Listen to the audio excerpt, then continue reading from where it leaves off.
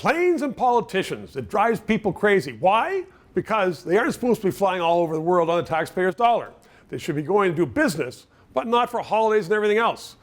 And our Prime Minister, Justin Trudeau, is making a habit of doing it. Jay Goldberg is with the Canadian Taxpayers Federation. He joins me right now because it seems that the rules have changed. It used to be that you had to know the name of everybody that went on a government flight. And now I understand that they're trying to say, well, for security reasons, we aren't even going to tell you how many flights there are. What is going on with Trudeau and planes?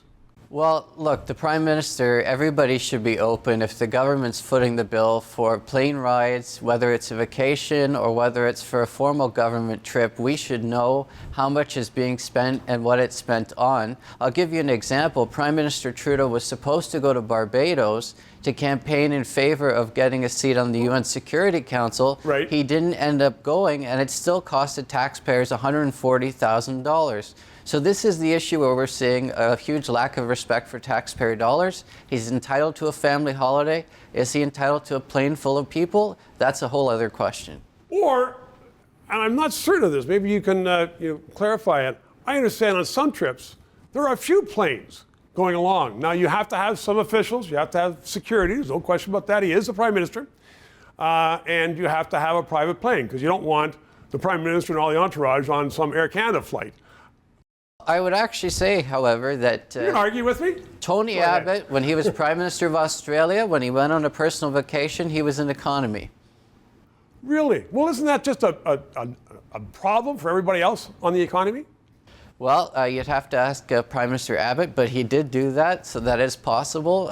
Again, if the Prime Minister is taking a private plane for security reasons, that's understandable, but we should see the full costing of every trip. Well, we should see the costing, but we should also know who's going, whether in fact he's taking, all the friends on the block in Ottawa. Well, come on down to Costa Rica for 2 weeks with me, and who's footing the bill for all the hospitality. As far as that goes, I mean, the Prime Minister has to eat no matter whether he's Prime Minister or not.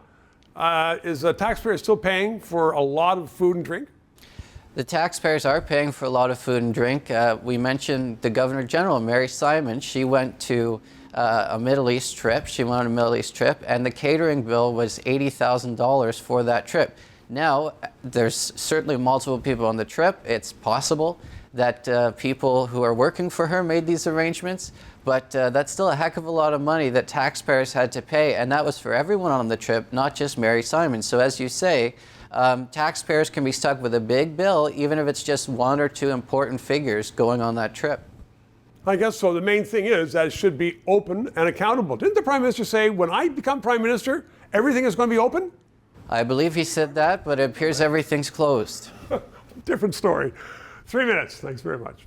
If you did not know that the red ensign, formerly Canada's flag, has now been labeled by the Canadian government a symbol of hate, and they're sending that to all the students, then press subscribe and PayPal and learn more.